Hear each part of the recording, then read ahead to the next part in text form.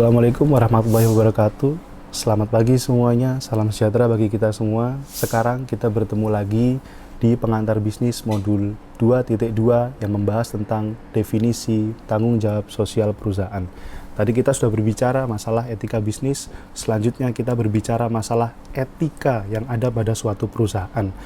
Jadi, ketika kita memegang teguh namanya etika bisnis, maka seharusnya sebagai suatu perusahaan, dia juga harus bisa berkontribusi baik bagi lingkungan sekitarnya.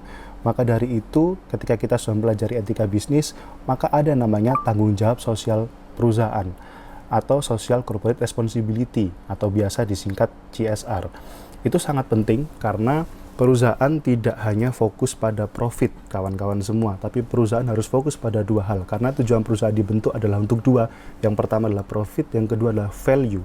Value itu bagaimana perusahaan bisa bermanfaat bagi warga sekitar, bagi orang banyak, dengan harapan apa?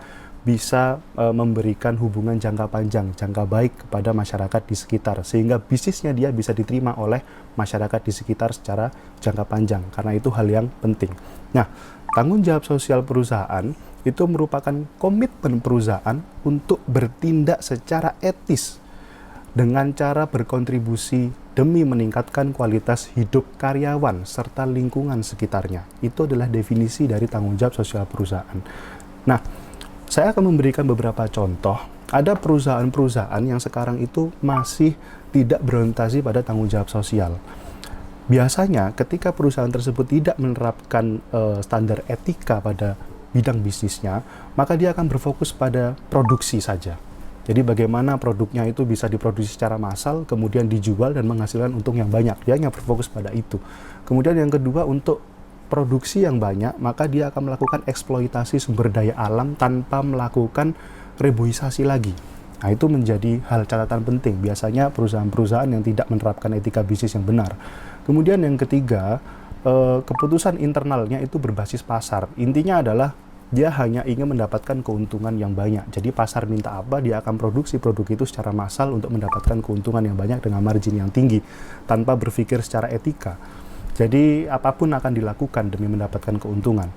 Kemudian yang terakhir adalah fokus kepada kepentingan perusahaan saja atau kepada kalangan tertentu dalam perusahaan tersebut, misalnya pemegang saham atau direkturnya atau manajernya. Dia tidak melihat kepentingan-kepentingan secara sosial, secara umum. Namun baru-baru ini perusahaan itu harus memang perhatikan etika supaya dia bisa bertahan di dalam lingkungannya.